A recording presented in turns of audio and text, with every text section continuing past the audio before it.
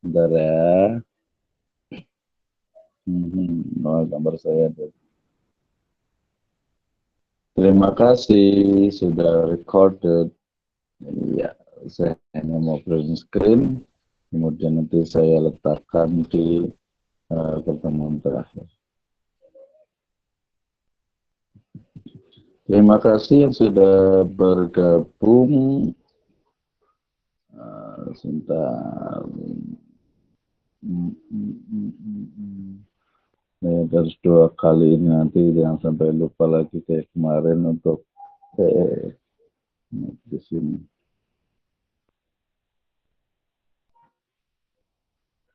Di sini. Oke, baik, kita mulai. Sebelum saya mulai, suara saya terdengar dengan baik?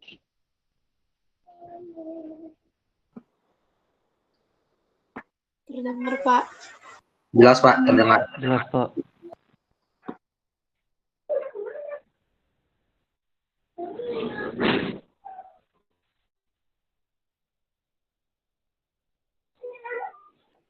Baik, suara saya terdengar dengan baik? Terdengar, atau Pak. saya perlu pegang ininya kali ya, mic-nya ya. Terdengar, Pak.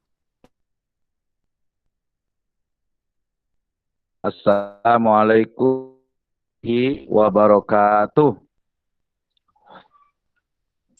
Waalaikumsalam warahmatullahi wabarakatuh. Waalaikumsalam. Alhamdulillahirabbil alamin, wassalatu wassalamu ala asrofil anbiya'i wal mursalin, habibana wa nabiyana Muhammadin sallallahu alaihi wasallam wa ala alihi wa ashabihi wa man tabi'ahum bi ihsanin ila yaumiddin. Amma ba'd. Qala Allah Ta'ala fi kitabihil karim, a'udzu billahi minasyaitonir rajim.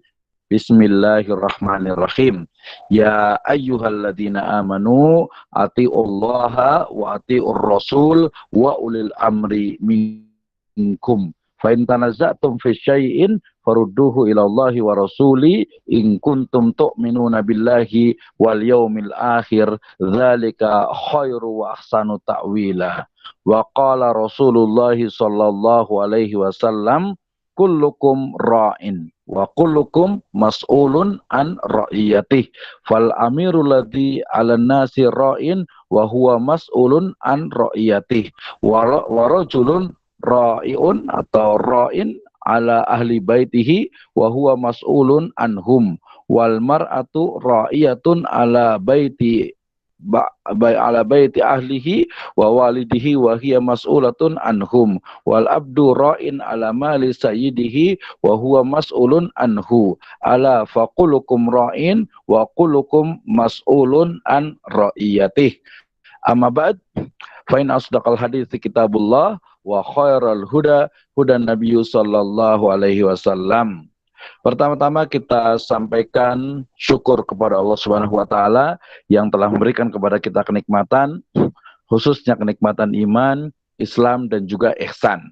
Kemudian salawat dan salam mudah-mudahan tercurahkan kepada junjungan alam habibana wa nabiyana Muhammadin sallallahu alaihi wasallam, kepada seluruh ahlul baitnya, para sahabatnya dan juga orang-orang yang senantiasa mengikuti jejak sunnahnya hingga akhir zaman. Terima kasih saya ucapkan juga kepada seluruh mahasiswa di program studi ekonomi syariah Universitas Veteran Jakarta. Ya, hari ini adalah hari yang sangat luar biasa karena hari ini kita akan bersama membahas tentang satu tema yang sangat luar biasa, yaitu tentang leadership in Islamic Business Management, kepemimpinan dalam manajemen syariah. Nah, ini kenapa saya sebut sebagai hal yang sangat penting atau tema yang sangat penting, karena saya yakin semuanya ke depan Anda semuanya itu akan menjadi seorang pemimpin. Nah, sebagai seorang pemimpin atau sebagai calon pemimpin, Anda semuanya harus bisa memahami bagaimana ya hakikat dari kepemimpinan, kemudian bagaimana karakter dari seorang pemimpin, dan bagaimana is more important is leadership in Islamic perspective. Ya, bagaimana kepemimpinan dalam perspektif Islam, khususnya lagi, lebih spesifik lagi terkait dengan mata kuliah kita hari ini, yaitu bagaimana kepemimpinan dalam manajemen bisnis syariah, bagaimana karakter pemimpin ya dalam memimpin sebuah perusahaan ya bisnis berbasis syariah. Baik, teman-teman semuanya, kita awali dengan salah satu dari statement bahwasanya keberhasilan suatu bisnis itu tentu saja dipengaruhi oleh sumber daya manusia atau sumber daya insani yang ada. Ya, ini riset banyak menunjukkan bahwasanya keberhasilan suatu perusahaan tentu saja dia dipengaruhi oleh kualitas dari sumber daya insani yang ada. Walaupun penelitian lainnya menyebutkan bahwasanya hanya 30% ya dari SDI atau dari SDM yang ada yang dia itu memiliki apa? Memiliki kontribusi yang paling signifikan terhadap perusahaan. Oke. Nah, kemudian adanya SDM yang berkualitas tentu saja dia itu sangat dipengaruhi oleh apa? Oleh pola manajerial atau oleh pola atau pola pengelolaan sumber daya manusia yang efektif. Nah, kemarin di pertemuan sebelumnya sudah dibahas tentang bagaimana mengelola sumber daya manusia. Ya, bagaimana manajemen SDM. Nah, karena kita mata kuliahnya adalah manajemen atau mata kuliahnya adalah manajemen bisnis syariah, maka kita juga harus menerapkan manajemen sumber daya manusia syariah. Kemarin bukunya sudah saya kasih, mudah-mudahan sudah bisa dibaca, ya diulang kembali itu full edition ya, jadi nggak perlu lagi beli di Gramedia. Kalau di Gramedia itu harganya sekitar 108.000 rupiah kalau nggak salah itu. Nanti boleh dilihat. Mungkin kalau di Shopee atau di tempat lain itu mungkin ada sekitar 85 atau 90 gitu ya. Tapi 90 itu udah paling murah itu ya. Artinya sudah ada, tinggal teman-teman semuanya baca terkait dengan manajemen sumber daya manusia berbasis syariah, ya kan? Mulai dari rekrutmennya harus dia mencerminkan syariah. Maksudnya bagaimana? Ya dari umpamanya contohnya itu pengumuman, dicari seorang manajer yang memiliki konsistensi, tidak merokok umpamanya gitu ya, kemudian memiliki komitmen terhadap Islam dan seterusnya ya, yang pasti dia memiliki nilai-nilai Islam yang universal. Kemudian setelah rekrutmen nanti ada selection, ya ada seleksi. Oke, seleksinya itu nanti ada tes kemampuan, kemudian juga nanti ada tes pengetahuan syariah, kemudian ada tes psikologi syariah, kemudian juga ada rekomendasi syariah yang biasanya itu dari ketua RT, dari DKM masjid, kemudian dari tokoh agama. Ini sebenarnya yang ingin menunjukkan bahwa karyawan yang kita rekrut itu betul-betul secara sosial keagamaan itu dia memang diakui di lingkungannya. Kemudian kalau mamanya laki-laki itu berarti dari SDM dari DKM itu dia berarti rajin sholat ke masjid umpamanya. Nah, itu masuk ke rekomendasi syariah, termasuk juga psikologi syariah ya.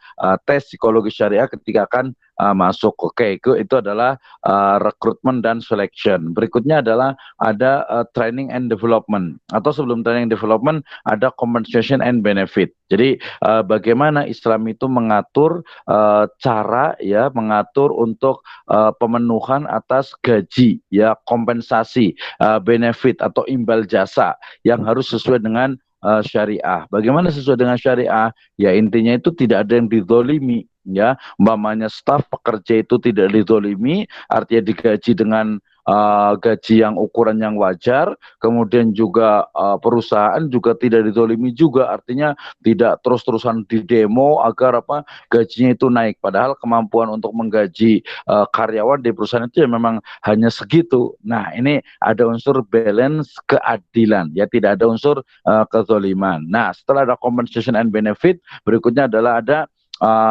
training and development. Bagaimana agar karyawan atau staff itu dia memiliki kemampuan yang lebih, memiliki kemampuan yang terus berkembang. Nanti dalam konteks yang lebih detail itu ada namanya talent management. Nah, buat teman-teman yang ingin tahu bagaimana talent management atau manajemen atau pengelolaan bakat dalam perspektif Islam, nanti bisa lihat di YouTube saya. Kemarin nanti saya upload tentang itu ya, tentang talent management berbasis syariah. Ya, jadi bagaimana cara mengelola, mentrain ya, melakukan pelatihan-pelatihan pengembangan untuk staff itu agar agar memiliki skill yang terus meningkat. Nah, kemudian juga jangan sampai nih karyawan yang sudah rajin, ya yang sudah bagus, kemudian dia nanti akan keluar begitu saja. Ini juga akan merepotkan dari manajerial.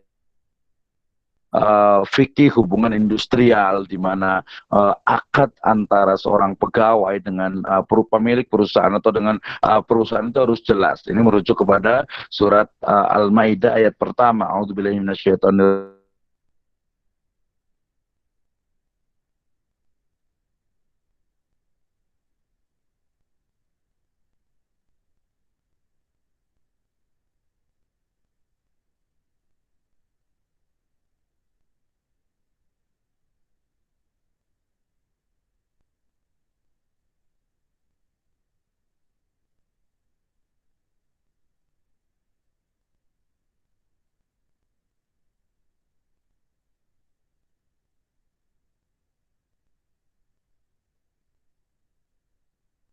Undang Cipta Kerja yang sekarang ini kemarin sempat ramai kemudian disahkan oleh DPR. Bagaimana undang-undang hak cipta ini atau undang-undang Cipta Kerja ini muncul dan bagaimana perspektif dalam Islam itu juga sudah saya bahas juga di webinar sebelumnya, nanti bisa lihat di YouTube saya. Oke. Nah, kemudian itu tadi terkait dengan review sedikit tentang manajemen SDM berbasis syariah. Nanti tinggal baca bukunya. Oke, nah berkaitan dengan manajemen SDM, maka hal yang juga menentukan dalam perusahaan, keberhasilan dari sebuah perusahaan itu adalah apa? Adalah leadership atau kepemimpinan. Ya, bagaimana kepemimpinan yang efektif, kepemimpinan yang memang memiliki kewibawaan, ya, memiliki satu tujuan yang sangat jelas, itu menjadi kunci bagi keberhasilan sebuah perusahaan. Ya, saya pernah bekerja di sebuah perusahaan properti di Jakarta Selatan. Ternyata leadernya itu, pemimpinnya itu, dia tidak kurang memiliki kemampuan dalam hal komunikasi, ya, dalam hal komunikasi, sehingga kemudian akhirnya ya kurang ini saja kurang efektif dalam komunikasinya, yang berakhir dengan satu hal yang sifatnya itu kemudian akhirnya rugi atau bangkrut. Nah, baik teman-teman semuanya, ini tadi agak sedikit kesalahan teknis, nggak apa-apa ya. Saya lanjutkan saja, mudah-mudahan masih terdengar ya suara saya ya.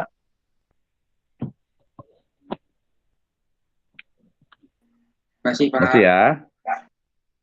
Oke, ini kayak di laptop saya kayaknya ini ada sedikit trouble. Kayak nggak apa-apa, terima kasih teman-teman semuanya. Kita lanjutkan lagi. Ya, kita lanjutkan lagi terkait dengan kepemimpinan dalam Islam. Baik, ya nggak apa-apa sambil dengan suara saja. Yang penting sudah direkod juga. Kayaknya di laptop saya dengan di ini saya agak sedikit masalah nih kayaknya. Baik, nah tadi kita bicara tentang kepemimpinan ya, bicara tentang bagaimana keberhasilan suatu perusahaan itu sangat dipengaruhi oleh kepemimpinannya, ya, oleh kepemimpinannya, sehingga kemudian ini menjadi satu hal yang sangat penting. Ya, atau saya tulis di sini dengan kepemimpinan dalam bisnis syariah, yaitu harus didasarkan kepada norma-norma Islam. Ya, karena ruang lingkup kita adalah bisnis syariah, maka pola kepemimpinannya pun itu harus didasarkan kepada kepada norma-norma Islam atau norma-norma syariah. Nah, kemudian tentu saja laqad kana fi Rasulillahi uswatun hasanah. sungguh telah ada pada diri Rasul itu apa?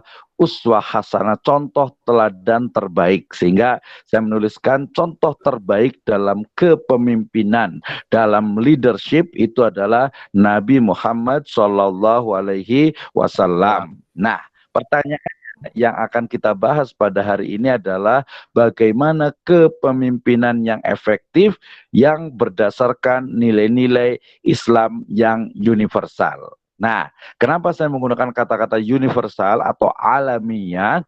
Karena saya ingin berbicara bahwa kepemimpinan Islam itu tidak hanya bagi umat Islam, tetapi bagi seluruh umat manusia. Ya, jadi sangat tidak eksklusif, tetapi inklusif, terbuka. Ya, kepemimpinannya efektif. Ya, dalam sebuah perusahaan yang memiliki nilai-nilai Islam itu bisa diamalkan oleh siapa saja, kapan saja, dan dalam keadaan bagaimanapun juga. Ini nanti menjawab pertanyaan kalau mengatakan, Pak, kalau umpamanya ini harus berdasarkan nilai-nilai Islam, bagaimana dong Pak kalau umpamanya perusahaannya itu bukan Islam? Atau mungkin perusahaannya malah mungkin perusahaan asing. Nah, maka saya jawab bahwa pola konsep ya dari atau pola atau konsep dari kepemimpinan dalam Islam itu ya sangat-sangat ideal, sangat-sangat berbasis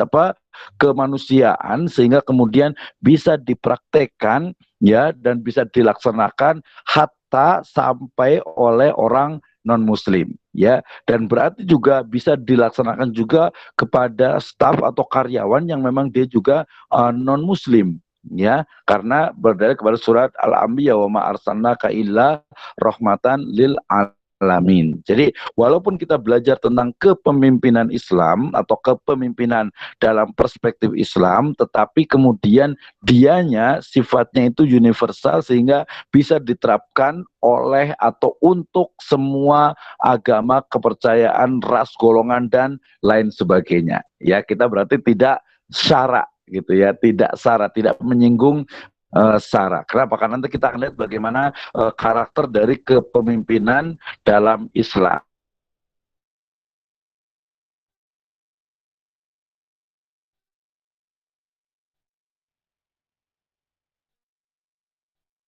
Pendapatnya dari Syakian tahun 2002, ia mengatakan bahwasanya kepemimpinan itu adalah kemampuan seseorang untuk mempengaruhi orang lain. Ya, dalam hal ini adalah tentu saja bawahannya atau stafnya. Ya, yang pengaruhnya itu sedemikian rupa sehingga orang lain itu mau melakukan kehendak pemimpin meskipun secara pribadi hal itu mungkin tidak disenanginya. Nah, maksudnya ini biasanya memang ada unsur semacam perspektif dari Syagen ini, pemimpin itu adalah leader ya, sebenarnya bukan leader tapi orang yang bisa mengelola, orang yang bisa mempengaruhi orang lain. Kamu harus begini, kamu harus begini, kamu harus begini. Nah, berarti kan walaupun yang disuruh sebenarnya nggak mau, tetapi karena dia berada dalam satu konteks sebuah lembaga atau institusi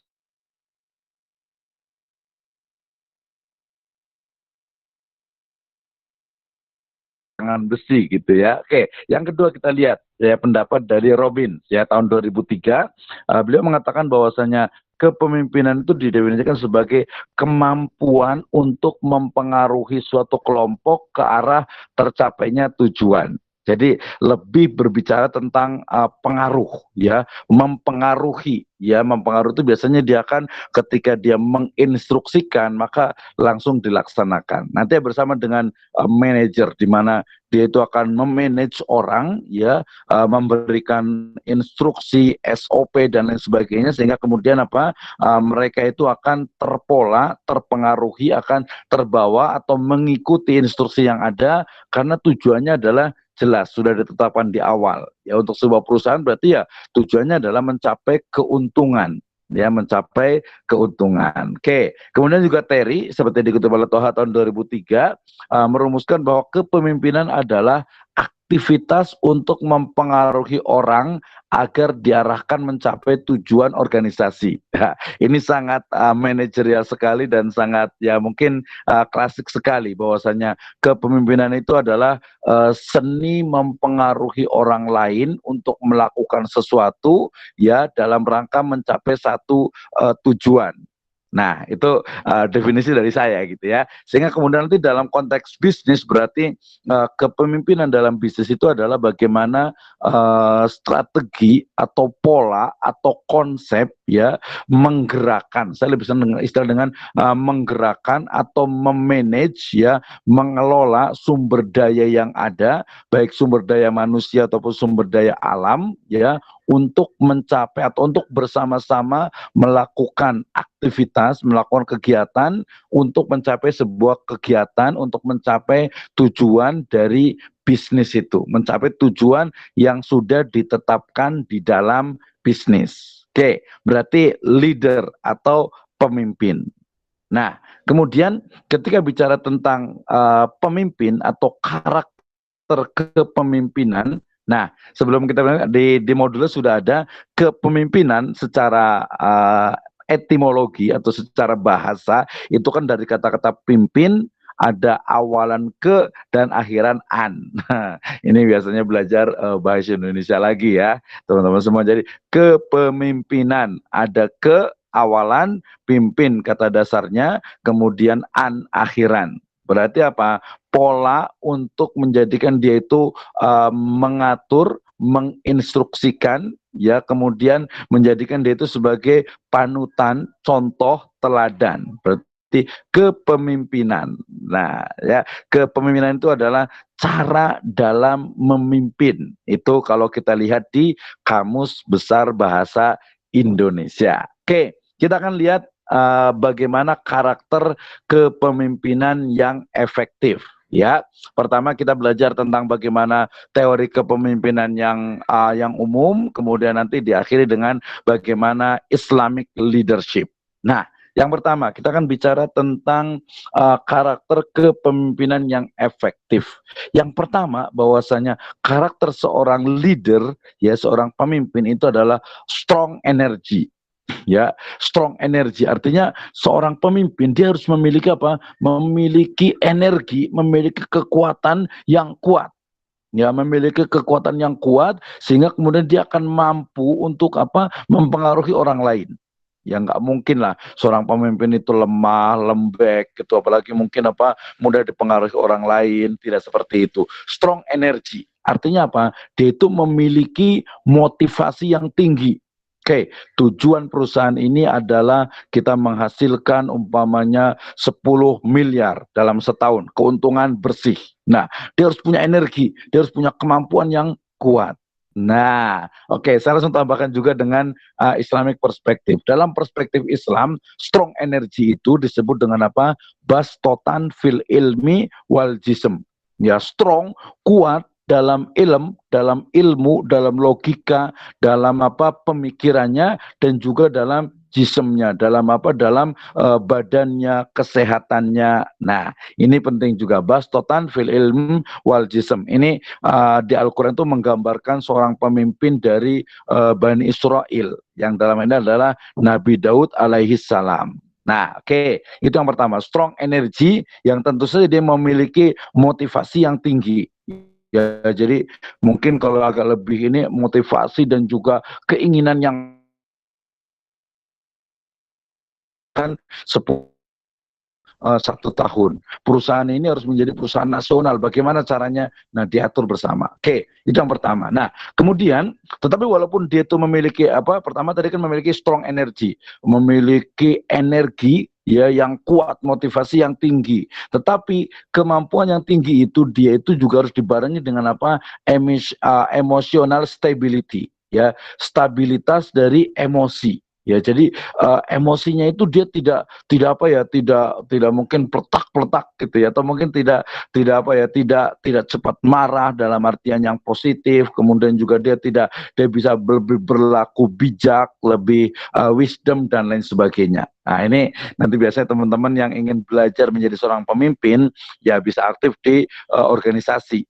Ya, mungkin ada KASEI, ada FOSEI, ada mungkin BEM, ada mungkin LDK mungkin, atau mungkin ada organisasi-organisasi yang lainnya. Jadi walaupun umpamanya kita tiba-tiba, umpamanya kita sebagai seorang pemimpin nih, tiba-tiba kita itu dihina umpamanya, ya, dihina atau dicaci umpamanya. Nah, kemudian kita tidak kemudian asal langsung pukul dia, atau mungkin itu kan dia harus harus dihilangkan nih. Dia pokoknya harus diinikan, diberikan pelajaran. Tidak seperti itu. Jadi stabil dalam emosi, tidak mudah meledak-ledak, tidak mudah marah. Kemudian juga dia ketika dia dicaci, dia tidak cepat marah, tetapi ketika dia disanjung juga tidak kemudian sombong, tidak tinggi hati, kemudian tidak merasa terbaik dari yang lainnya, tidak seperti itu. Ya, jadi emotional stability ini penting sekali, wisdom, kemampuan untuk dia lebih bijak. Kemudian ini yang saya sebut dengan skill communication, ya, atau communication skill, kemampuan atau ya kemahiran dalam hal komunikasi. Ini penting sekali nih, ya. Walaupun definisi komunikasi itu ya tentu saja dia bukan hanya yang sifatnya itu instruksional lisan. Ya, bukan hanya verbal, tetapi dia bisa aja dalam bentuk tulisan, tapi dia paham, oke, pola komunikasinya mungkin dibangun dengan cara meeting setiap ya seminggu sekali, sepekan sekali, kemudian juga nanti ketika kehadiran itu ternyata dia juga yang paling duluan, artinya dia menjadi uswah, menjadi contoh terbaik. Kemudian juga ketika dia itu memiliki, ketika orang lain sudah mulai, wah ini tantangannya berat sekali nih, kompetitor kita itu banyak sekali nih, dia lebih dan sebagainya, kita bisa lebih tenang, kemudian berpikir lebih logis, lebih sistematis, lebih empiris, sehingga nanti keputusan yang diambil itu lebih efektif.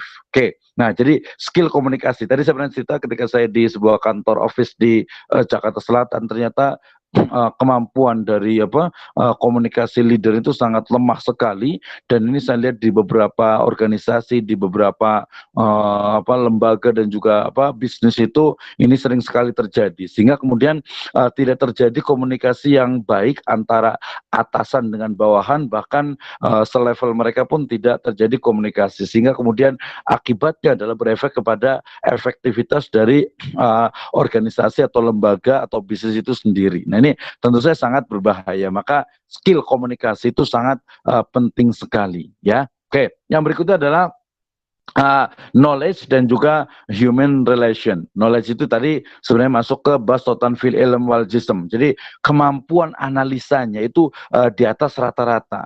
Ya, maksudnya adalah seorang pemimpin tentu saja dia akan melihat bukan hanya hari ini, tetapi dia melihat masa lalu dan juga melihat masa depan. Jadi dia komprehensif. Termasuk juga knowledge di sini terkait dengan bagaimana kemampuan dia memang menguasai dari bisnis yang dia lakukan umpamanya. Ya nggak mungkin lah kalau dia itu nggak paham bisnis yang dia ikuti, kemudian dengan begitu saja kemudian dia menjadi pemimpin, tentu tidak mungkin. Ya, maka knowledge itu hal yang penting, termasuk juga human relation. Nanti dia terkait dengan skill komunikasi tadi itu, bahwa human relation itu adalah bagaimana kita itu membangun komunikasi, membangun hubungan relasi dengan manusia, ya, dengan orang lain, juga dengan cara humanism. Ya, ini sering sekali terjadi, dan ini nanti kita contohnya itu banyak sekali, ya, di mana seorang pemimpin itu dia bukan juga seorang yang memang tinggi sehingga kemudian untuk mengakses itu sangat susah, tidak seperti itu, ya.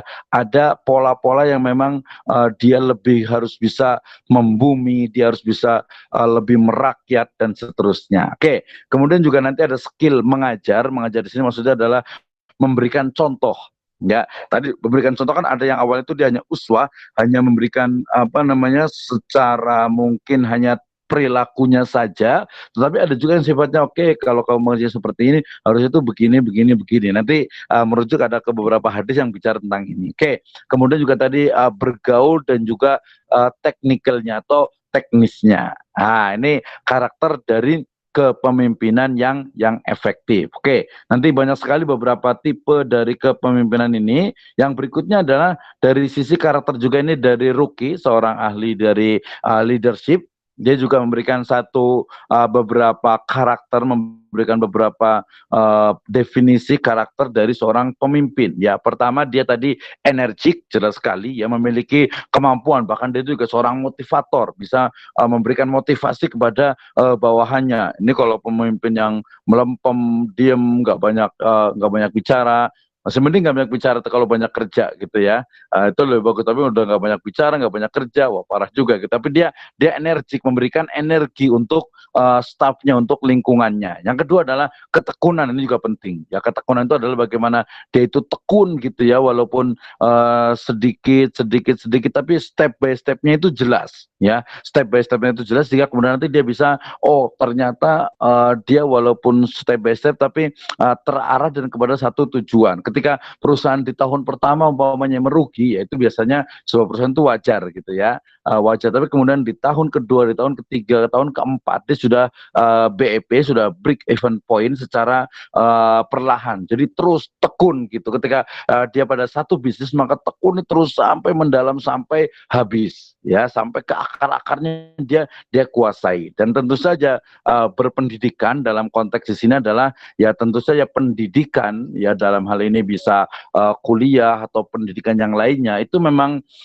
terkadang itu tidak menentukan, tetapi biasanya pola perkuliahan yang bagus dia akan membawa kepada stimulus bagi mahasiswa. Nah, ini juga kita ingatkan kembali ya, bahwasanya kita kuliah di sini, teman-teman semua yang kuliah di veteran ini, ya, veteran ini adalah apa? Bukan hanya dapat ijazah, bukan hanya nanti dapat sarjana ekonomi, tetapi pola pikirnya itu sudah terbentuk ya oleh dosen itu mengajarkan Anda ketika akan menjadi seorang pemimpin harus apa? Harus memiliki pola analisa itu yang komprehensif. Ya, jangan melihat sesuatu hanya dari satu perspektif saja, tetapi lebih luas lagi. Wah, ada suara ayam di tempat saya nih. Nggak apa-apa, intermezzo ya teman-teman semuanya. Oke, berpendidikan. Nah, karena berpendidikan itu tujuan dari kuliah, tujuan dari pendidikan itu adalah apa? Saya menyebutnya di sini, Rocky menyebutnya dengan apa? Dengan istilah Ruki menyebutkan istilah berpendidikan ini dengan apa? Tujuannya itu adalah agar arif bijaksana. Nah, arif bijaksana tadi itu sama dengan apa? Emotional stability. Ya, sehingga seorang pemimpin kemudian tidak begitu saja memberikan punishment kepada karyawannya yang bersalah, kemudian tidak juga memberikan reward secara berlebihan kepada karyawannya yang berprestasi, tetapi dia betul-betul arif bijaksana. Dan jangan lupa, seorang pemimpin dia itu harus apa? Memiliki kepercayaan diri yang tinggi. Ya, kepercayaan diri yang tinggi maksudnya apa? Ketika dia mengambil satu strategi bisnis, maka dia yakin ya, kemudian pasti bisa.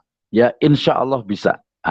Gitu ya. Sehingga kita ingat salah satu dari presiden kita, saya sebutkan Susilo Bambang Yudhoyono, Pak SBY, beliau di beberapa bukunya itu menyebutkan pasti bisa, harus bisa, insya Allah bisa. Ya, termasuk juga ada pemimpin atau gubernur Jawa Barat juga, Pak Ahmad Heriawan juga, dia awal dengan pasti bisa, harus bisa, insya Allah bisa, gitu ya. Tapi dia percaya dirinya itu, motivasi kita untuk bisa. Saya harus bisa menjadi mahasiswa terbaik, saya harus lulus tahun sekian, saya harus bisa menyelesaikan kuliah ini dengan baik, saya itu harus bisa menjadi kebanggaan orang tua, saya harus bisa menjadi seorang yang memang bermanfaat bagi diri sendiri, bagi keluarga, bagi lingkungan, bagi bangsa, negara, dan juga Indonesia. Ini karakter dari veteran gitu ya. Jadi bela negaranya itu juga harus jelas di situ. Jadi percaya diri, yakin. Oke, itu karakter kepemimpinan dari Ruki. Yang berikutnya saya bawakan juga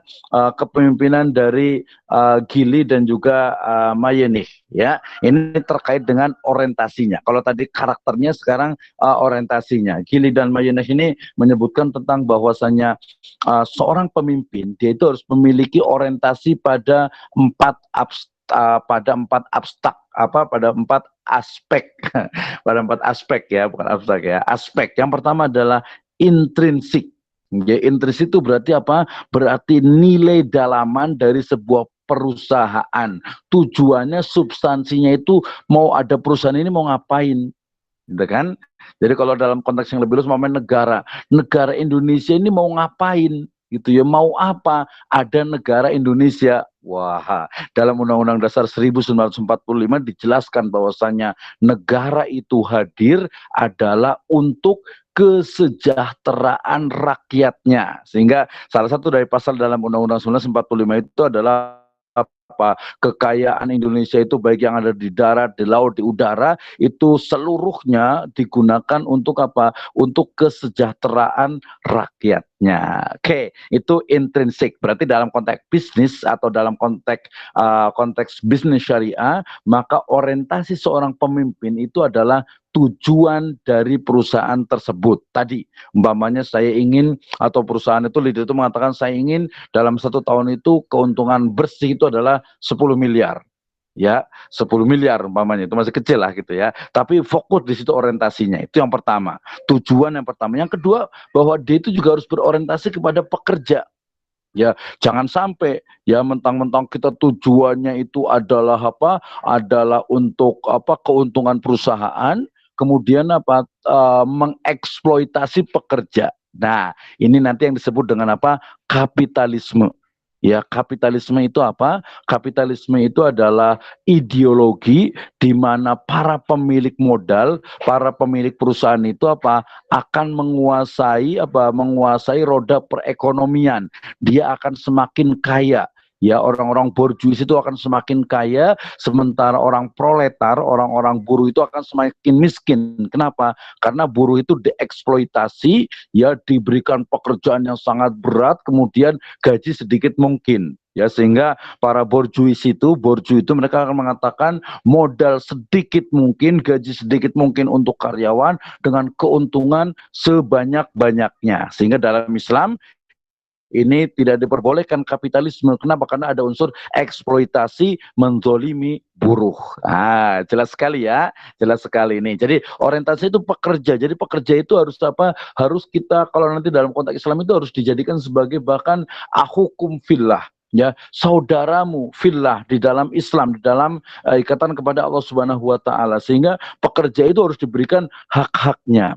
Ya, nanti diberikan hak untuk bagaimana dia itu mengembangkan kemampuannya, ya, kemudian juga kebutuhan dasarnya, ya, ketika dia punya anak berapa itu harus ada tunjangannya, dia itu harus ada minimal itu ya sandang, pangan, papan gitu ya. Kemudian juga nanti mungkin ada kebutuhan-kebutuhan yang sifatnya itu lebih sekunder atau bahkan tersier itu harus dipenuhi. Nah, pemenuhan terhadap pekerja ini tentu saja juga nanti terkait erat dengan apa? Kinerja. Apa itu kinerja? Ya, kualitas dari pekerjaan seorang pekerja itu. Ya, itu juga harus dilihat. Oke, pekerja ini dia yakin mampu untuk melakukan ini. Maka kinerjanya itu harus diukur nanti dengan apa? KPI, ya, Key Performance Indicator. Ya, Key Performance Indicator. Jadi nanti setiap pekerjaan itu harus ada SOP-nya, standar operasional prosedurnya.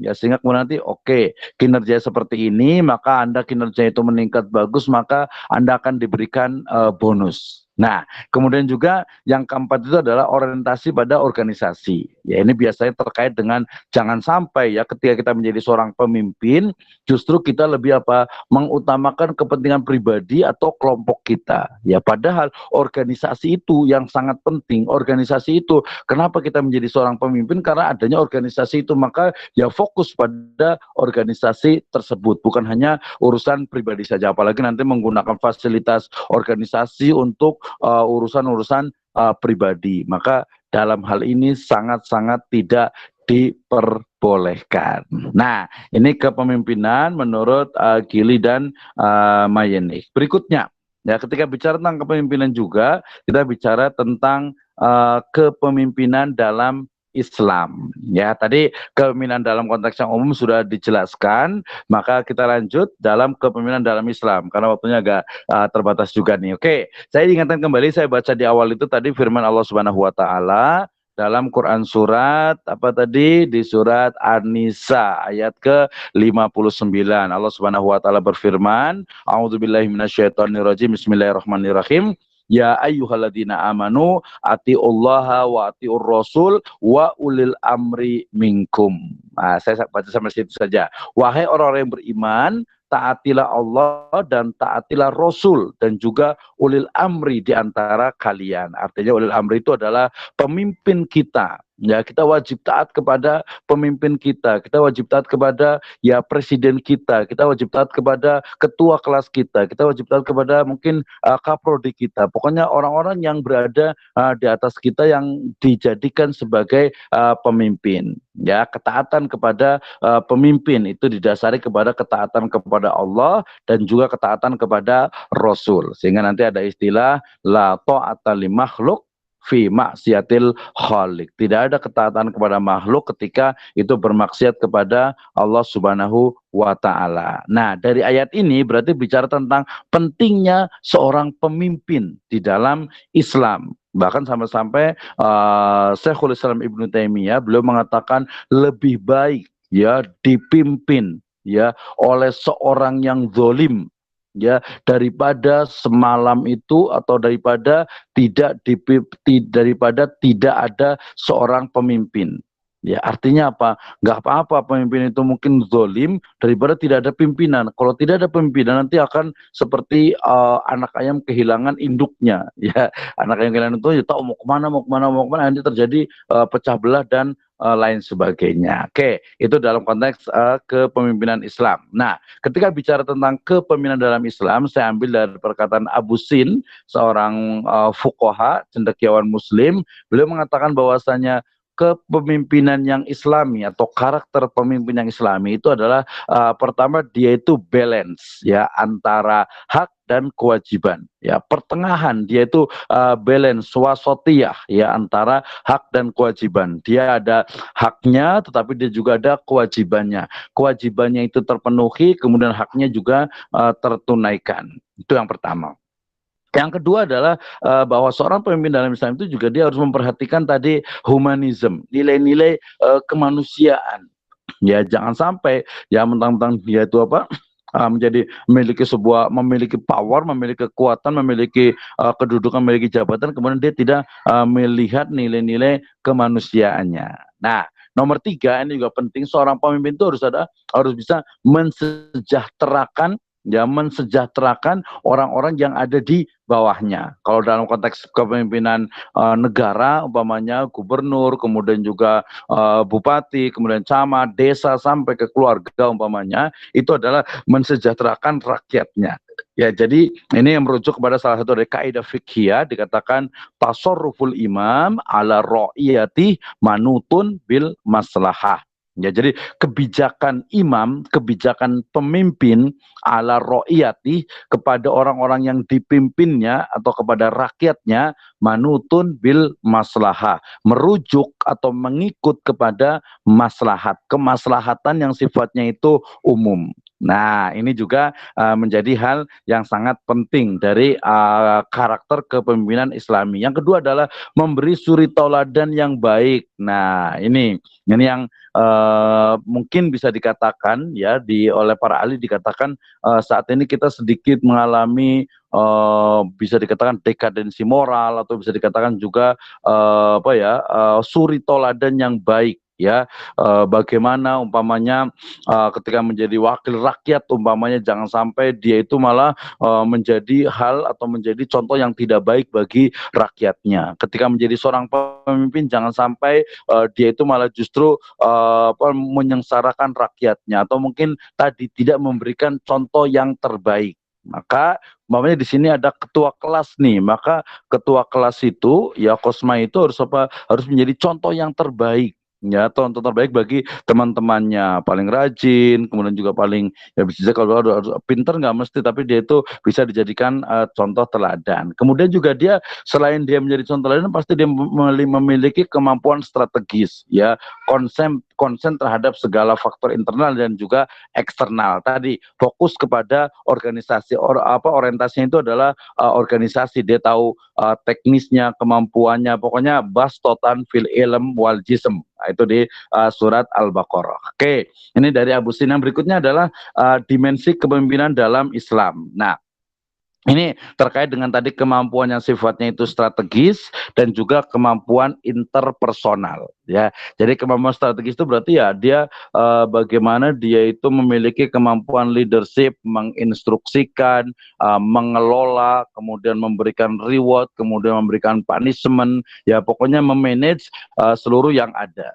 Nah, perlu diketahui bahwa kepemimpinan dalam bisnis syariah tentu saja itu harus ada pada seorang owner, seorang founder atau seorang top manager ya, sehingga kepemimpinan dalam bisnis itu ya berarti ya manajernya itu ya minimal ada supervisornya atau mungkin deputy general manager atau mungkin GM-nya atau mungkin juga direktur utamanya, ya dia itu sebagai pemimpin dalam bisnis. Maka yang paling penting kalau dari sisi kemampuan interpersonal itu adalah tadi menjadi qudwah hasanah ya, memiliki menjadi suri toladan yang terbaik, itu yang pertama. Yang kedua adalah bahwa dia itu memiliki interaksi sosial yang baik dengan bawahan, konsen terhadap persoalan mereka dan berlaku adil. Ini juga penting. Salah satu dari contoh terbaik itu adalah bagaimana Khalifah Umar bin Khattab ya, di mana beliau itu ya malam itu selalu kalau bahasa sekarang itu adalah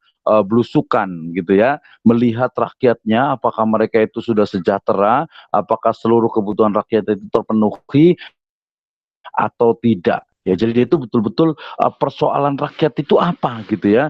Saat ini rakyat itu namanya kesusahan, sudah mengalami resesi, kemudian juga pandemi COVID-19 ini yang juga belum selesai, kemudian juga yang lainnya, wah banyak sekali gitu ya. Sehingga kemudian akhirnya menjadikan oke, masalah rakyat utama itu adalah ini, sehingga nanti harus bisa diselesaikan dan juga berlaku adil, itu juga sudah sangat jelas sekali. Nah, kemudian yang kedua juga di dalam Al-Quran dikatakan wa amruhum syura bainahum, sehingga mengajak bawahan untuk melakukan syuro, melakukan musyawarah dan menghormati pendapat mereka itu juga menjadi penting. Ini menyerap dari aspirasi masyarakat, menyerap aspirasi dari bawahan, sehingga kita tidak menjadi seorang diktator. Ini penting sekali. Jadi nanti pola kepemimpinannya itu lebih ke arah demokratis.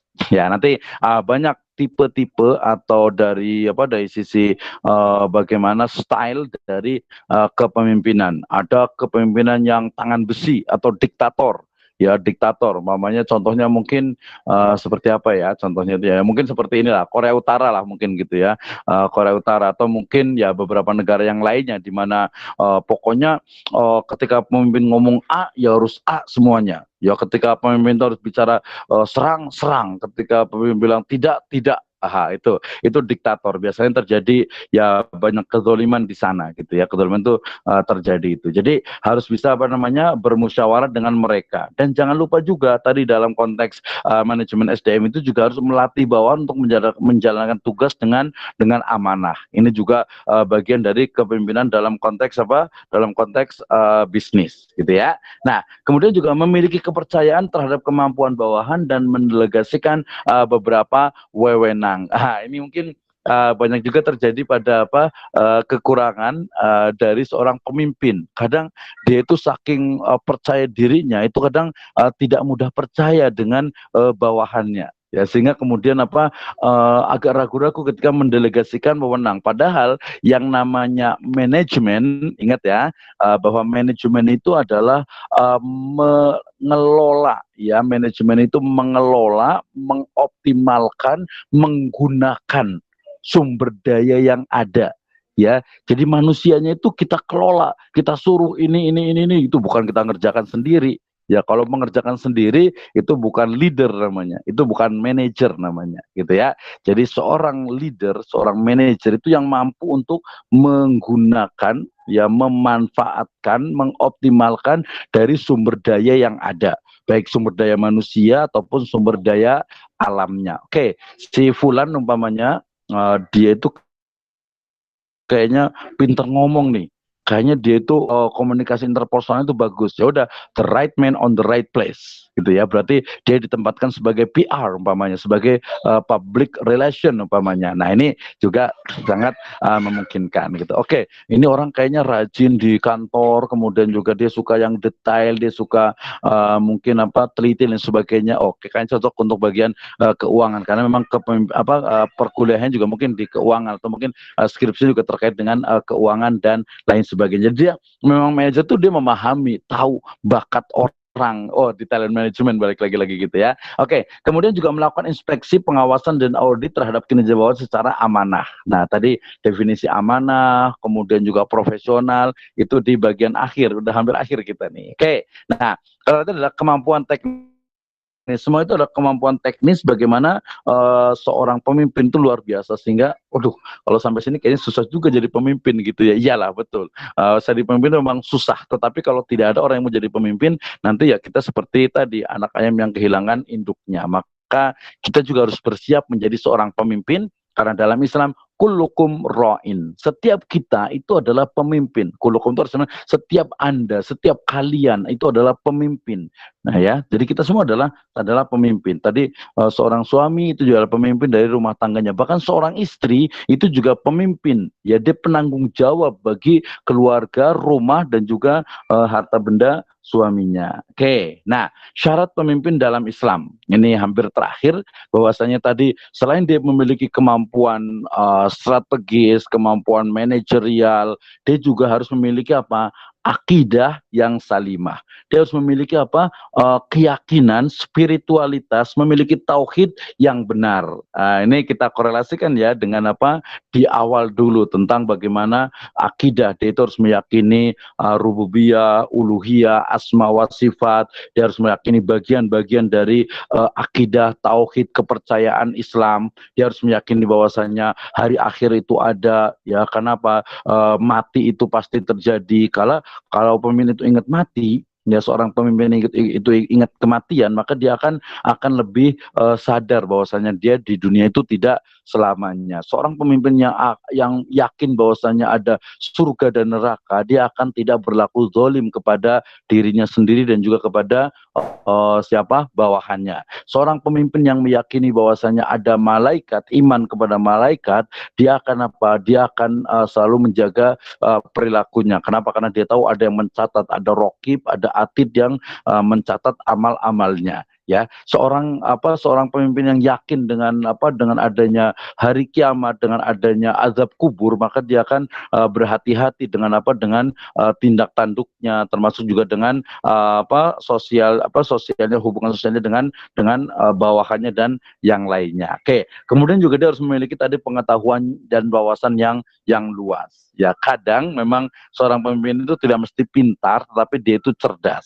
Tahu ya, beda antara pintar dengan cerdas. Oke, yang berikutnya juga dia harus memiliki akhlakul karimah. Nah, etika yang bagus, etika bisnis, nanti ada mata kuliah sendiri, yaitu etika bisnis Islam, etika bisnis syariah. Jadi ini akhlak yang mulia ini penting sekali di zaman sekarang. Makanya ada istilah, ada akhlak les gitu ya, tidak ada akhlak dan lain sebagainya.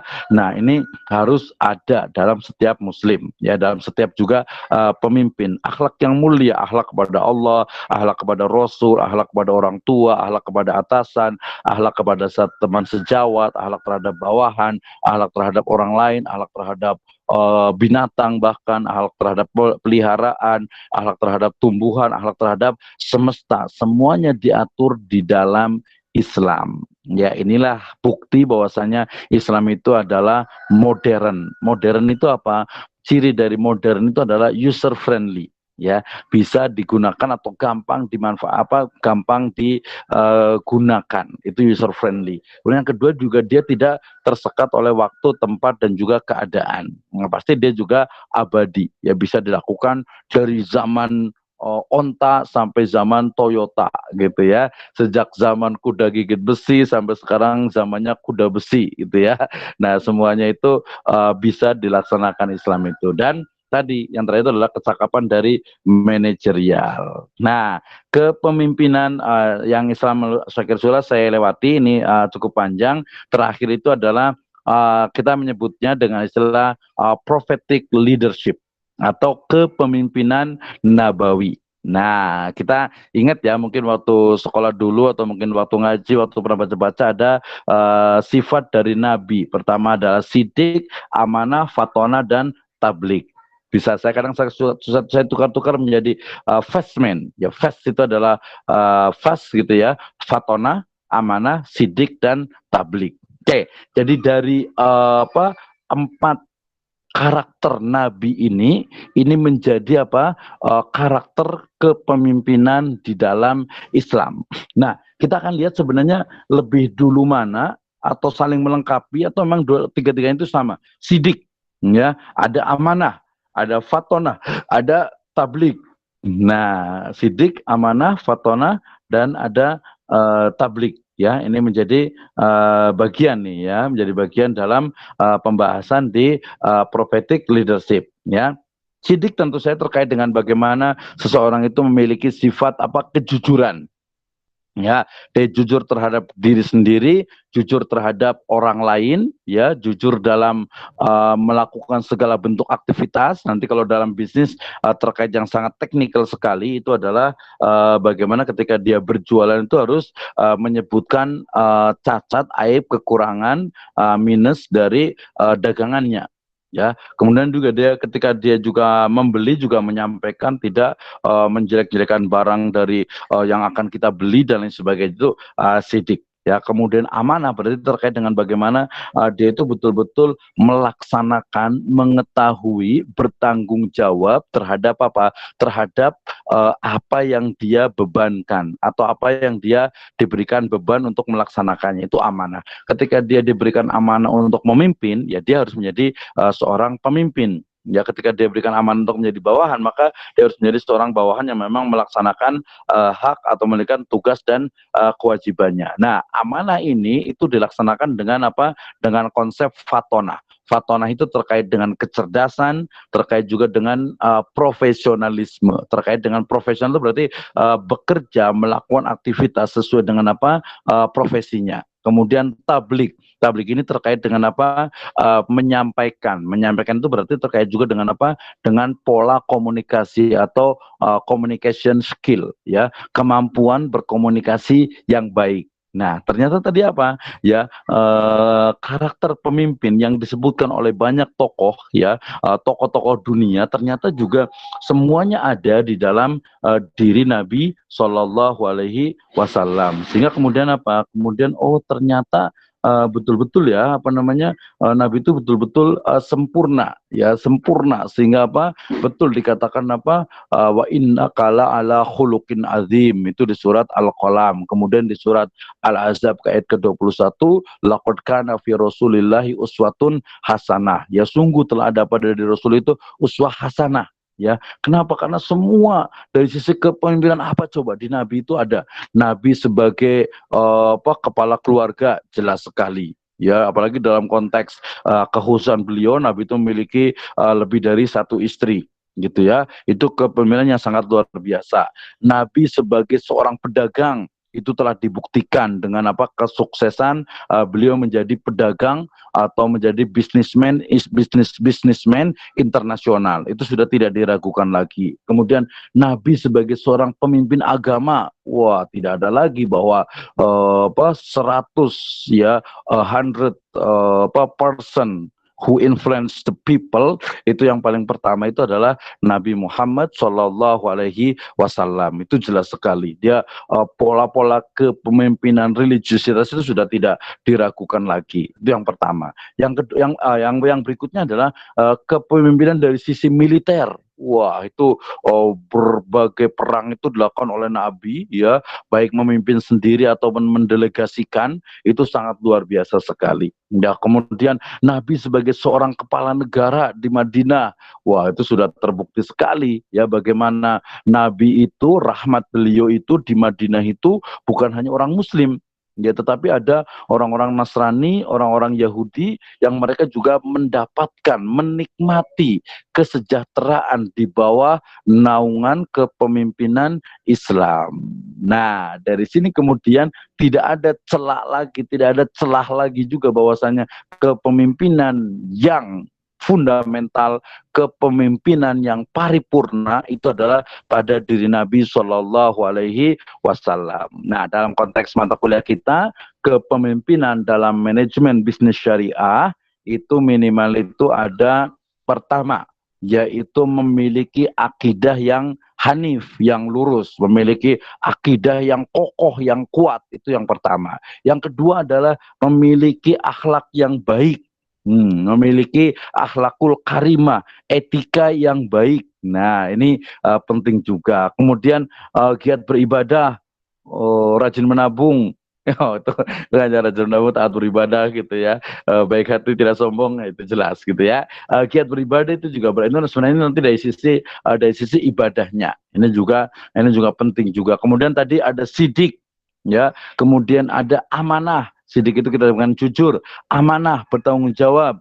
Kemudian juga fatonah, kompeten, profesional. Kemudian dia itu juga tablik, komunikatif, argumentatif. Wah, ini biasanya untuk yang PR nih, untuk yang suka ngomong. Wah, saya juga suka ngomong biasanya. Dulu saya kuliah waktu di UT itu ingin jadi seorang PR gitu ya, public relation gitu ya. Jadi humas lah bahasa biasanya gitu ya. Itu juga dia harus memiliki sifat apa, tablik. Nah, kemudian juga dia itu harus memiliki jiwa kepemimpinan dan juga kecakapan manajerial, memiliki sikap adil dan seimbang, wasaton atau wasotia, kemudian juga dia konsisten, istiqomah, kemudian juga energik dan kuat, qawi, ya, makanya apa, qawiyun, ya, qawiyun amin. Nanti kalau salah satu dari prasyarat seorang itu dipekerjakan merujuk kepada kisahnya Nabi Musa itu adalah apa? Qawiyun amin. Qawi, dia itu kuat secara fisik dia kuat, kemudian juga amin. Amin itu berarti apa? Al-amin, berarti apa? Bisa dipercaya. Bisa dipercaya. Nah, teman-teman semuanya, ini semuanya adalah apa? Karakter dari bagaimana pemimpin yang atau kepemimpinan dalam perspektif syariah, sehingga kemudian mudah-mudahan secara teoritis kita bisa paham tentang kepemimpinan dalam Islam, tapi kemudian kita juga bisa agak sedikit ya, sehingga kemudian kita juga bisa mempraktekkan nanti ya. Kalau sekarang mungkin kepemimpinan ini bisa dipraktekkan secara terbatas ya, untuk diri kita sendiri, untuk mungkin lingkungan terkecil kita, kemudian juga nanti bisa juga dalam keluarga, nanti dalam lebih luas lagi ya. Mudah-mudahan insyaallah taala salah satu dari kita di sini atau banyak dari kita di sini, banyak dari mahasiswa di Veteran Jakarta ini menjadi pemimpin bangsa ke depannya ya, baik secara pemimpin sebagai seorang bisnismen, seorang ekonom, seorang ahli dalam bidang ekonomi syariah yang memberikan manfaat untuk banyak ya, memberikan manfaat yang banyak untuk masyarakat, bangsa dan juga negara, ya tentu saja agama, sehingga kita bisa tahu, belajar, oh ini teorinya, nanti prakteknya secara perlahan kita bisa amalkan. Oke, itu dari saya. Wallahu a'lam bishawab.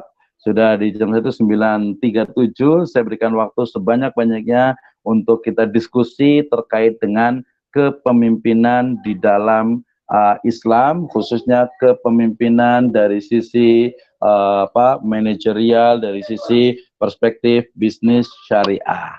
Baik, saya persilahkan.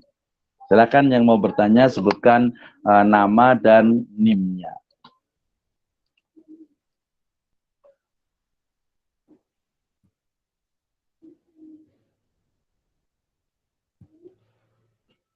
Ya, silakan. Ada yang mau bertanya? Izin bertanya, Pak. Silakan untuk Hanifah Budiwati Utami. Ya, saya Hanifah Budiwati Utami dengan NIM belakang 063. Mau bertanya, Pak, apa yang harus dilakukan jika dalam memimpin itu ada anak buah yang memiliki perilaku atau sikap yang kurang menguntungkan bagi perusahaan? Penanganannya dalam manajemen bisnis syariah sendiri bagaimana, Pak? Terima kasih. Oke, terima kasih untuk Hanifah. Ya, jadi ketika kita menjadi seorang pemimpin, bagaimana ternyata ada bawahan kita, ada karyawan kita yang yang itu tidak menyenangkan kita. Nah, maka dalam konteks ini adalah kita perlakukan namanya masuk ke dalam ruang lingkup manajemen SDM, ya, manajemen sumber daya manusia, di mana ketika seorang karyawan itu bekerja atau memulai pekerjaan atau masuk ke dalam perusahaan kita, maka ada namanya kontrak, kontrak dari pekerjaan kita itu. Nah, tadi terkait dengan apakah yang tidak menyenangkan kita itu dari sisi pekerjaannya atau dari sisi individunya. Ya, kalau dari sisi individu sepertinya kita kesampingkan dulu, ya, tidak saya jawab karena ini terkait dengan apakah dia mungkin kurang baik kepada kita atau seperti apa. Tapi saya lebih kepada ketika ternyata tidak menyenangkannya itu adalah dari sisi dia kurang profesional, dia kurang amanah, dia kurang umpamanya datangnya itu terlambat, pekerjaannya itu tidak tuntas, tidak sesuai dengan target yang dicapai. Nah, maka dalam hal ini berlaku kontrak tadi itu. Nah, di kontrak itu salah satunya ada namanya SOP tadi itu, ya, standar operasional prosedur, di mana seorang karyawan, seorang staf itu dia memiliki kewajiban, ya, untuk melakukan tugas-tugasnya. Nah, tugasnya itu dituangkan dalam SOP itu. Maka ketika karyawan itu ternyata mengerjakan sesuai dengan SOP, berarti dia tidak bisa disalahkan, ya, walaupun ngeselin kita tapi dia sesuai dengan prosedur, berarti sudah benar. Tetapi kemudian kalau umpamanya ternyata dia itu melenceng dari SOP, kemudian juga dia ternyata tidak sesuai dengan target yang dicapai karena tadi SOP-nya berbeda, kemudian juga dia kurang amanah, kurang profesional, maka dari kontrak itu kemudian nanti di dalamnya salah satunya ada punishment, ya, ada hukuman. Nah, hukuman ini bisa pertama dari sisi SP1, surat peringatan pertama, SP kedua, SP ketiga, bahkan sampai mungkin bisa jadi akan dikeluarkan kalau dia sudah tidak sesuai atau melanggar aturan-aturan etika atau tidak sesuai dengan apa yang sudah menjadi kesepakatan bersama di etika atau di aturan perusahaan tersebut. Jadi kalau ada yang tidak menyenangkan karyawan baik kita, maka dilihat tidak menyenangkannya dari sisi apa. Kalau tidak sesuai dengan prosedur, maka kita lakukan peneguran, ya, tentu saja atasan teguran itu. Teguran itu dari mulai SP1, SP2, SP3 dipanggil secara pribadi, ditanya kenapa, kemudian ketika memang tidak bisa lagi, ya nanti berujung dengan PHK atau dengan pemutusan hubungan kerja, ya memang itu yang terjadi, ya memang itu sudah, yang penting sesuai dengan prosedur. Jadi kuncinya adalah di SOP, prosedur dengan target, dengan SOP dengan kontrak yang sudah disepakati, ya, itu kalau yang tidak menyenangkan seperti. Jadi aturan itu sudah jelas. Kalau Anda tidak datang 3 kali, berarti Anda akan punishment, atau Anda akan dipotong gajinya, Anda akan tidak ada transport, tidak ada konsumsi makan, seperti itu. Jadi itu yang paling penting. Nah, itulah yang merujuk kepada aufu bil uqud, merujuk kepada apa? Kepada akad yang sudah disepakati. Akad itu termasuk juga kontrak kerjanya juga. Jadi kontrak kerjanya itu dia harus betul-betul jelas. Oke, ya. Jadi SOP berbasis atau berdasarkan kepada kontraknya harus jelas. Kalau dia melanggar, ya harus ada punishment, harus berani untuk melakukan punishment-nya. Oke, terima kasih untuk Hanifah. Tadi kalau secara pribadi, ya mungkin kalau secara pribadi, mamanya nggak menyenangkan secara pribadi, ya sama juga nih, mungkin lebih ke arah personal. Jadi ya kalau dia mamanya nggak enakan, dia tidak menyenangkan, ya sampaikan secara baik-baik. Oke, kamu kenapa seperti ini, kamu kenapa ini. Nah, itu bisa dilakukan secara nanti dengan adab dan etika Islami. Baik, terima kasih Hanifah. Nanti kita boleh discuss lagi. Yang berikutnya silahkan. Assalamualaikum Pak. Waalaikumsalam, silakan. Selamat pagi, nama saya Radela Cruz Damais, dengan yang belakang 016. Saya mau tanya Pak, sempat kepikiran aja gitu Pak, kan kemungkinan nanti di dunia kerja kan kita nggak selalu jadi pemimpin. Kalau misalkan di usia kayak 30 ke atas kan, mungkin aja kita di umur kayak 27 kita membawahi anak buah kita yang umurnya tuh lebih tua dari kita, misalkan, terus gapnya bisa aja lebih jauh kayak umur 40 itu kan pasti ada pasti itu challenging kan ya Pak. Bapak dulu pernah nggak sih kayak dulu tuh waktu kerja cara apa namanya memimpin yang di atas Bapak gitu, terus cara menarik hati anak buah Bapak yang umurnya di atas Bapak gitu, pernah nggak Pak dulu? Pernah sempat kepikiran aja saya Pak.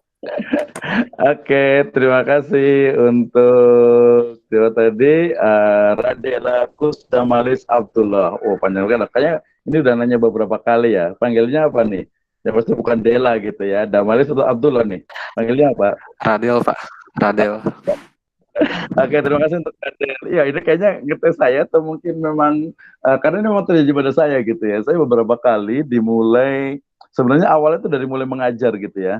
Dari mulai mengajar itu kan seorang dosen itu juga pemimpin juga gitu ya. Jadi dari mulai ngajar itu, saya mulai ngajar itu tahun 2007 ya.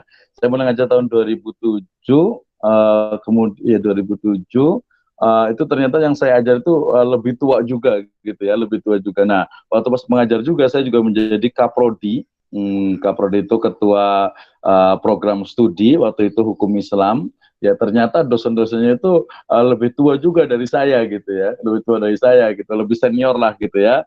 Kemudian juga ketika saya jadi kaprodi hukum ekonomi syariah juga di Institut Tazkiyah itu juga semua dosennya itu juga semua dosennya gitu ya. Saya itu juga lebih tua juga. Saya paling muda waktu itu. Jadi aduh gimana caranya gitu ya. Nah, termasuk hari ini juga. Hari ini saya diberikan amanah untuk direktur di program Pasca Sarjana Inais Bogor.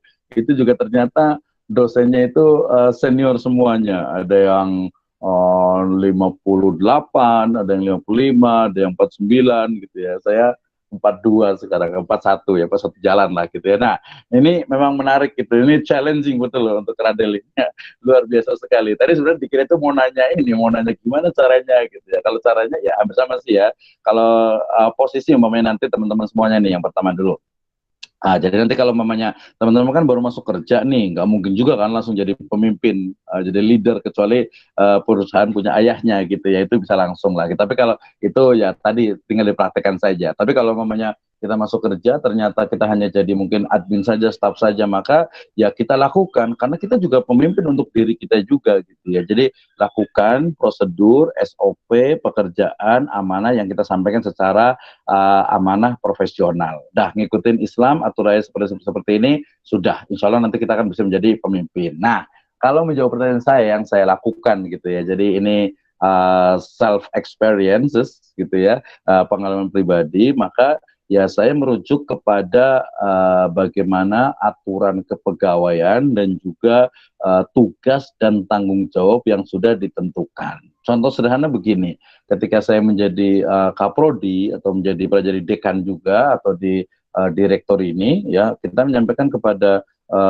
kepada dosen walaupun mereka di atas saya gitu ya, selalu menyampaikan bahwasanya tugas dan tanggung jawab seorang dosen itu adalah tridharma perguruan tinggi.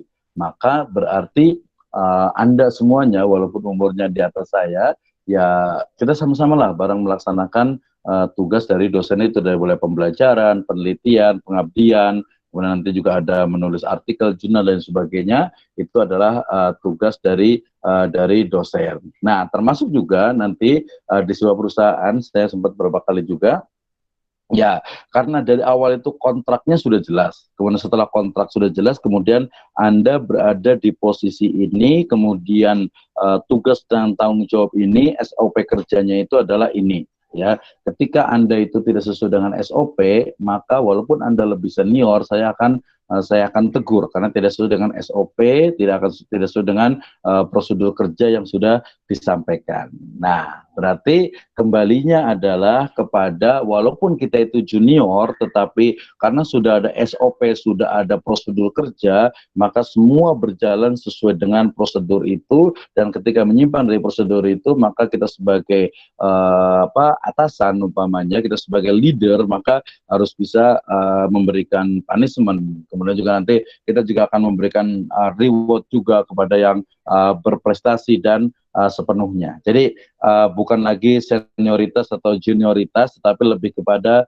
prosedur, tugas dan tanggung jawab masing-masing yang sudah sama-sama diketahui. Oke, itu untuk Radel ya. Jadi saya yakin nih kita bisa selama tadi dalam Islam itu kontraknya jelas, kemudian juga prosedurnya juga sudah disebutkan, tugas dan tanggung jawab dari masing-masing itu juga sudah jelas juga.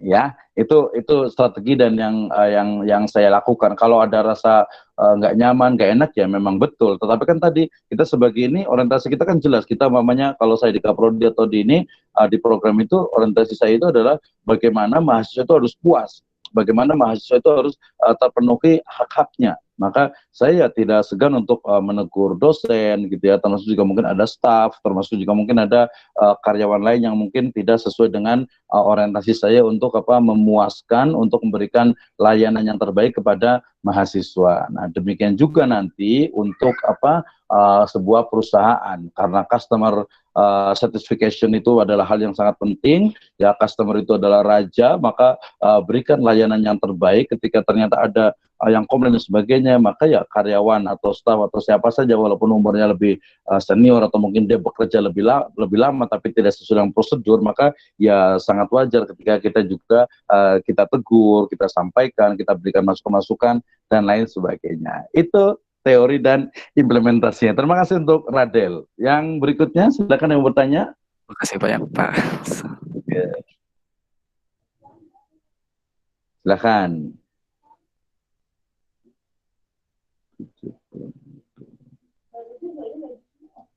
Ya, silakan, ada yang mau bertanya lagi?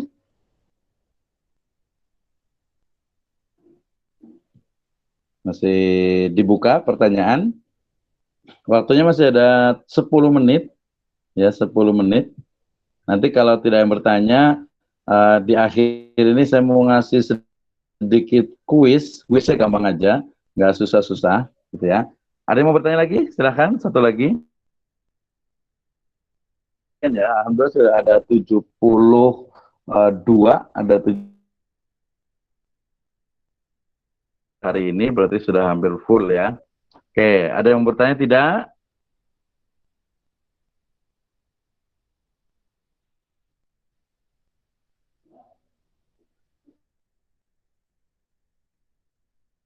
Tanya, nanti boleh boleh disela ya. Kalau ada yang bertanya, saya mau ngasih sedikit challenge dan gampang saja sebenarnya challenge-nya sih. Challenge-nya itu adalah masing-masing mahasiswa ya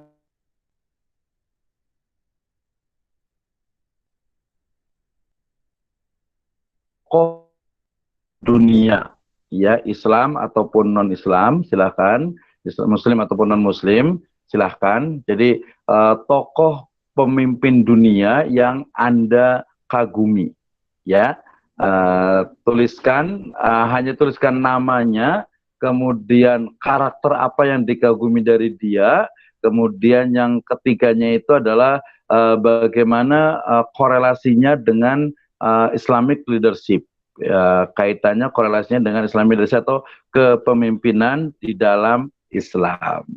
Nah, itu ya. Jadi hanya 3 poin ya. Yang pertama nama pemimpin dunia yang Anda kagumi. Yang kedua, karakter kekaguman Anda itu di bidang apanya, pada hal apanya. Kemudian yang ketiga itu adalah bagaimana Islam melihat karakter dari pemimpin yang Anda kagumi tersebut. Nah, masing-masing berbeda. Silakan. Waktunya tadi yang di itu saya kasih waktu sampai jam 12 sih, tapi kayaknya saya revisi, saya kasih waktu sampai jam 11 saja gitu ya. Jangan jam 12 karena kan waktunya singkat. Nanti kalau itu bisa komunikasi gitu ya. Jadi waktunya saya ini kan yang di e-learning itu saya gantikan jadi jam 11. Oke, ada pertanyaan untuk kuisnya? Pak, boleh diulang nggak tugasnya, Pak? Soalnya tadi sempat ini, Pak, hilang suaranya kalau di saya. Oke, terima kasih.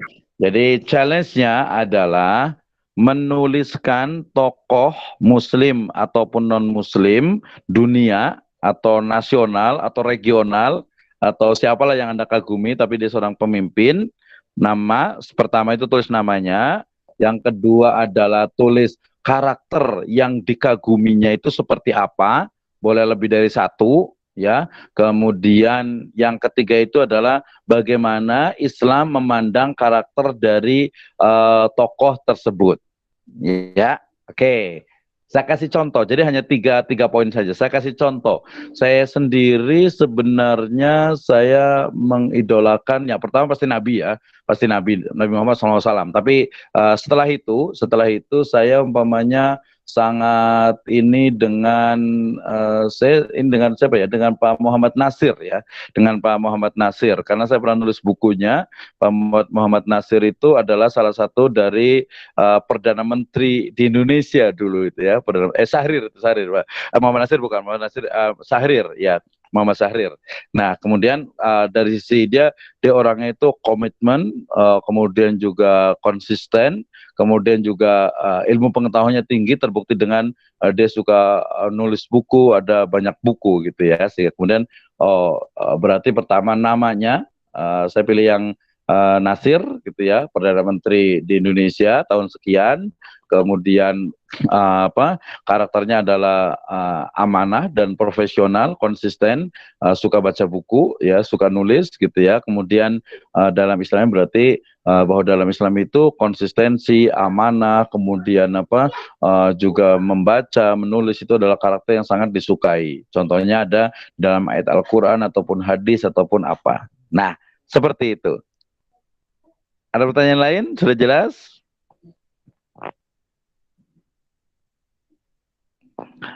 Contoh lainnya, umpamanya ada yang suka dengan Gandhi, umpamanya Mahatma Gandhi. Nah, Mahatma Gandhi ini dia karakternya itu adalah sangat merakyat. Dia sangat ini dengan hak-hak dari rakyat kecil, gitu ya. Nah, kemudian dua itu. Nomor tiganya berarti dalam Islam kesejahteraan rakyat itu juga menjadi tujuan utama, sehingga karakter dari Gandhi ini sangat-sangat sangat Islami. Nah, seperti itu. Atau mungkin ada yang suka dengan Malcolm X gitu, atau mungkin suka dengan saya suka sama dengan Dr. M, Mahathir Muhammad, saya suka juga. Kemudian juga siapa ya? Ya Obama juga, satu sisi juga suka juga, Barack Obama gitu ya. Nah, silakan yang lain. Tokoh bisnismen juga boleh juga, ya penyair juga boleh. Yang penting dia bisa adalah seorang memang figur atau seorang pemimpin. Baik, ada yang mau bertanya lagi? Disilahkan. Tentang kuis ataupun tentang tema kita hari ini. Dipersilahkan dulu. Izin menanya, Pak. Ya, Muhammad Ali Ramadhani, silakan. Nggak mesti berapa banyak kan, Pak? Soalnya